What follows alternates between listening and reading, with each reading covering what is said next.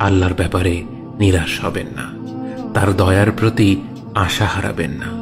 যখন কোনো বান্দার জন্য দুনিয়া সংকীর্ণ হয়ে আসে, বিশেষ করে যখন আপনাকে মানুষ পরিত্যাগ করে, এবং বিশেষ করে এমন কেউ যার উপর আপনি আস্থা রাখতেন কিন্তু সে আপনাকে নিরাশ করেছে, আপনি আল্লাহর পরে তার উপরে আশা রাখতেন অথচ সে আপনাকে লাঞ্ছিত করেছে, সেই সময় জেনে রাখবেন যে আল্লাহ চাচ্ছেন আপনি তার শরণাপন্ন হন।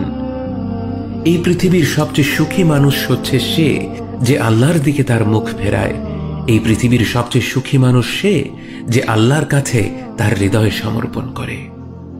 মনে রাখবেন যে আপনার একজন মালিক রয়েছেন যিনি আপনার প্রতি আপনার নিজের নফসের থেকেও দয়াবান, যিনি আপনাকে ভালোবাসেন এবং ভালোবাসেন যে আপনি তার কাছেই আশ্রয়ের জন্য ছুটে যান আর তাকেই আপনার দোয়ায় ডাকেন। জেনে রাখবেন যে একমাত্র আল্লাহর প্রতি দৃঢ় বিশ্বাসী আপনার জীবনের সংকীর্ণতা দূর করে প্রাচুর্য এনে দিতে পারে, অন্ধকার দূর করে আবার আলোকিত করে দিতে পারে।